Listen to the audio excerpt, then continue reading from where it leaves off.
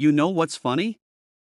You've probably spent the last 5 years grinding toward financial goals that were never actually yours to begin with. Let me guess. You want to be a millionaire by 40. You want to retire early. You want passive income. You want to own property. You want financial freedom. And here's the kicker, you can't actually explain why you want any of these things. You just know you're supposed to want them.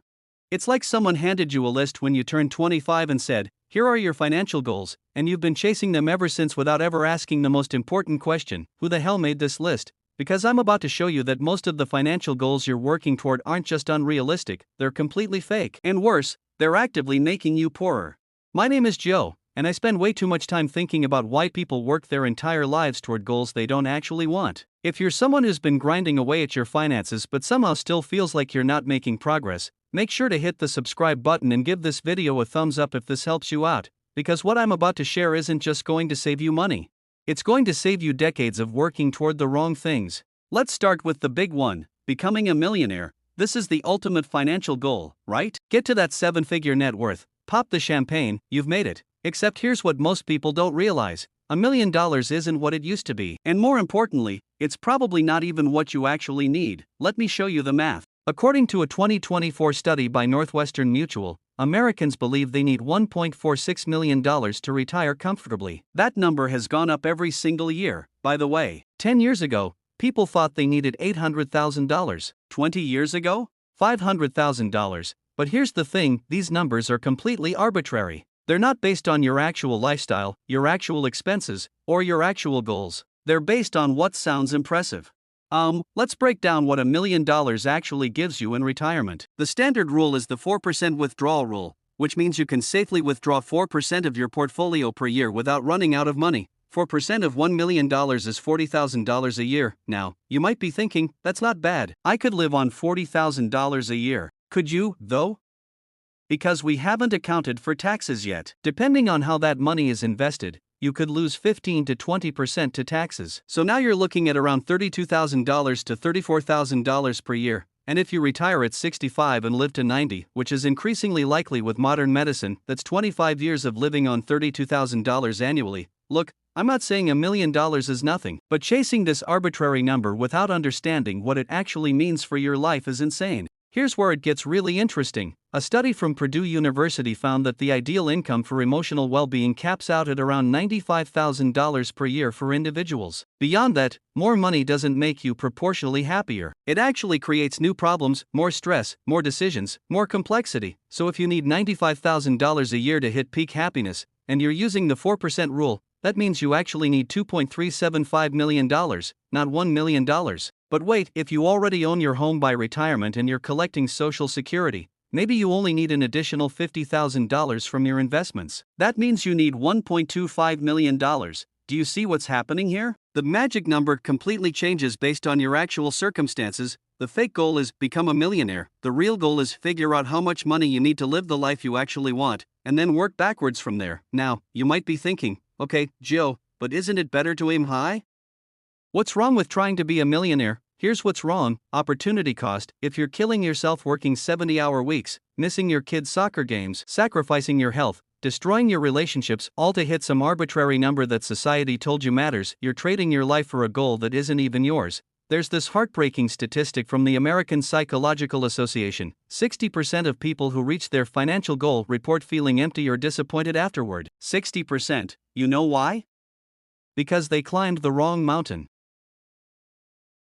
Alright, let's talk about the FIRE movement, financial independence. Retire early. This has become the holy grail for millennials and Gen Z, right? Work super hard in your 20s and 30s, save 50 to 70% of your income, retire at 40, and spend the rest of your life traveling the world and doing whatever you want. Sounds amazing. There's just one problem: most people who retire early are miserable. I know that sounds crazy, but stick with me. There's a fascinating longitudinal study from Stanford that tracked people who retired before age 50. They found that within 3 years, 40% of early retirees reported feeling depressed, aimless, or regretful about their decision. And get this, many of them went back to work. Not because they needed the money, but because they needed the purpose. Here's the thing about work. We've been conditioned to think of it as this terrible burden we need to escape from. And sure, bad jobs absolutely exist. Soul-crushing, meaningless work is real, but for a lot of people, work provides structure, identity, social connection, and meaning. Remove that, and you're left with, What, exactly? Let me tell you about my friend Marcus.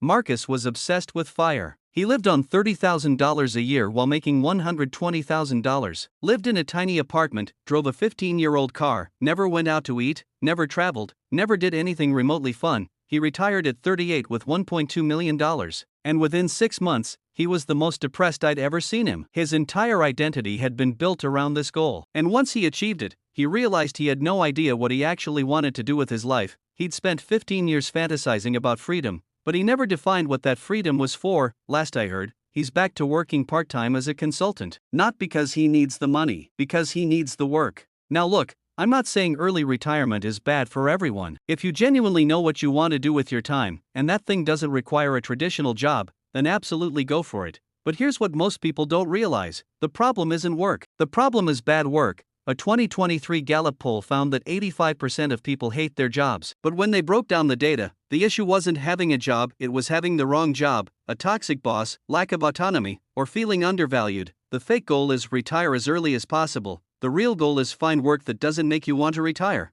Because if you spend the best years of your life, your 20s and 30s, when you have the most energy and the fewest responsibilities, living like a monk just to escape work in your 40s, you've basically traded your youth for a retirement you might not even enjoy.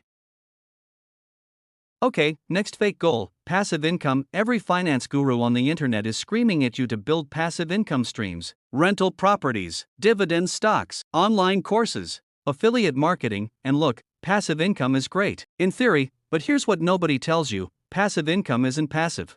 Let me give you some real numbers. According to a 2024 study by Roofstock, the average landlord spends 14 hours per month managing their rental property. That's 168 hours per year. If you own one rental property that generates $1,000 per month in profit, which is actually pretty good, you're making $12,000 per year for 168 hours of work. That's $71.43 per hour. Now, that's not bad, right? But here's the thing, it's not passive. You're working, you're dealing with tenants, maintenance issues, property taxes, insurance, vacancy periods, and God forbid you have a problem tenant. Then that 14 hours per month becomes 40 hours, or 60 hours. I know a guy who bought 3 rental properties thinking he was building passive income. Within 2 years, he was spending 20 hours a week dealing with tenant issues, repairs, and property management. He eventually sold all 3 properties because, and I quote, "I'd rather just work overtime at my actual job. At least I get paid by the hour." Here's the truth about passive income. To make it truly passive, you need either massive scale or massive capital. If you have 50 rental properties, you can afford to hire a property management company and make it genuinely passive. But if you have enough money to buy 50 properties, you didn't need the passive income in the first place. Or look at dividend investing. To generate $50,000 a year from dividends at a 4% yield, you need $1.25 million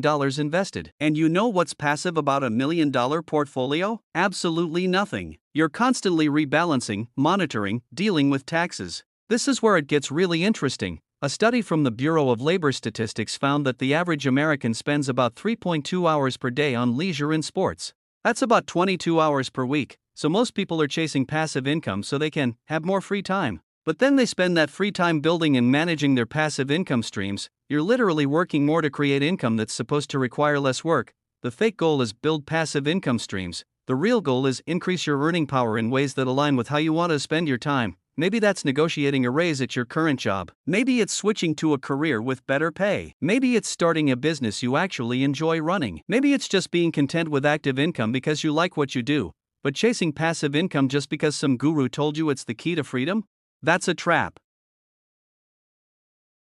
Let's talk about the American dream, homeownership. You've been told your entire life that renting is throwing money away and buying a home is building wealth. And look, I'm not going to sit here and tell you that owning a home is a bad investment. For many people, it's a great investment. But here's what most people don't realize. For many people, it's actually a terrible investment. Let me show you the math that nobody wants to talk about. According to Zillow's 2024 data, the median home price in the US is about $350,000. With a 20% down payment, you're putting down $70,000. At a 7% interest rate over 30 years, your monthly payment is about $1,862. But wait, there's more. Property taxes average about $250 per month. Homeowners insurance is around $150 per month. Maintenance, which financial advisors recommend budgeting at 1% of the home's value per year, adds another $290 per month. Your total monthly cost, $2,552. Now, let's compare that to renting a similar property for $2,000 per month.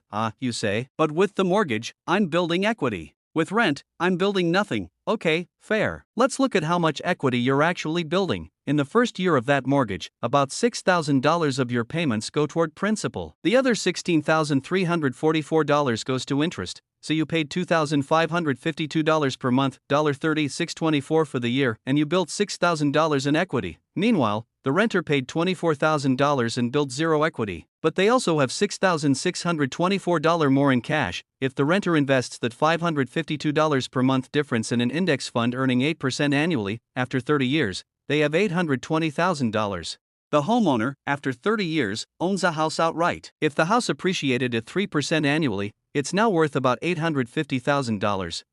But the homeowner also spent an extra $70,000 upfront for the down payment. If they'd invested that instead, it would be worth $707,000 after 30 years at 8% returns. So the renter has $820,000 in investments. The homeowner has an $850,000 house but sacrificed $707,000 in potential investment gains. Net difference? The renter is actually ahead by $677,000. Now, before you freak out, I'm not saying don't buy a house. I'm saying the decision to buy should be based on your lifestyle, not on some belief that it's always the better financial move. Here's what most people don't realize: homeownership is a lifestyle choice, not a wealth building strategy. If you want stability, if you want to customize your space, if you want to put down roots, buy a house. But don't buy a house because you think you're supposed to or because someone told you renting is throwing money away. The fake goal is own property because that's what financially successful people do. The real goal is choose the housing situation that best supports your actual life goals and financial situation.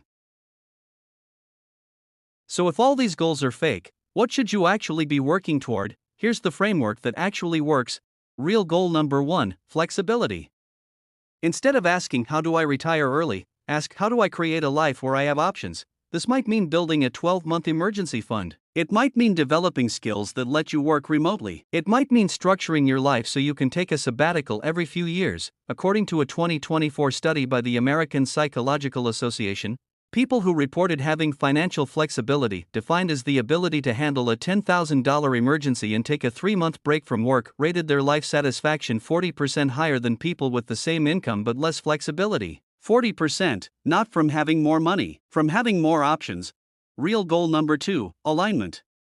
Instead of chasing someone else's definition of success, figure out what actually matters to you. Do you value experiences over possessions? Then optimize for travel, not property ownership. Do you value time with family? Then optimize for a flexible schedule, not maximum income. Do you value creating things? Then optimize for work you find meaningful, not passive income. There's this concept in psychology called hedonic adaptation. Basically, you get used to whatever you have. The thrill of the new car fades. The excitement of the bigger house wears off. The pride of hitting the $1 million mark disappears. But you know what doesn't fade? Living according to your actual values. Real goal number 3, sustainability. Instead of killing yourself to hit arbitrary numbers, build a financial life you can actually maintain. If your financial plan requires you to save 70% of your income and live like a college student until you're 40, it's not a plan, it's a punishment. A study from the University of Chicago found that people who maintained a moderate savings rate, 20 to 30%, for decades accumulated more wealth than people who saved aggressively, 50%, for shorter periods, because the aggressive savers kept burning out and falling off the wagon. Consistency beats intensity. Every single time.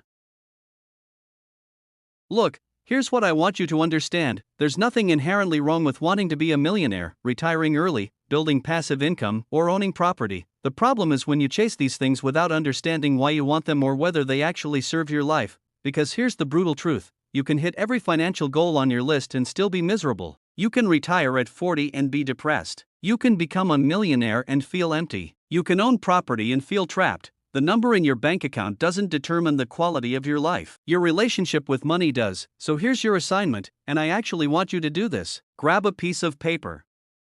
Write down every financial goal you're currently working toward. Then next to each goal, write down why you want it. If your answer is, because everyone says I should, or because that's what successful people do, or I don't know, it just seems important, that's a fake goal. Cross it off. If your answer is, because it will allow me to, specific thing that aligns with my values, that's a real goal. Keep it, then, and this is the most important part, build your financial plan around your real goals. Not society's goals. Not your parents' goals. Not some finance influencer's goals, your goals, because at the end of your life, nobody's going to ask how much money you made or whether you retired early or how many properties you owned. They're going to ask whether you lived a life that mattered to you. So stop chasing fake goals that lead to real regret. Start chasing real goals that lead to actual fulfillment. If this video made you rethink your financial priorities, smash that like button, subscribe if you haven't already, and drop a comment telling me which fake goal you're going to stop chasing. My name is Joe. Thank you for watching. Now go build a financial life that's actually yours.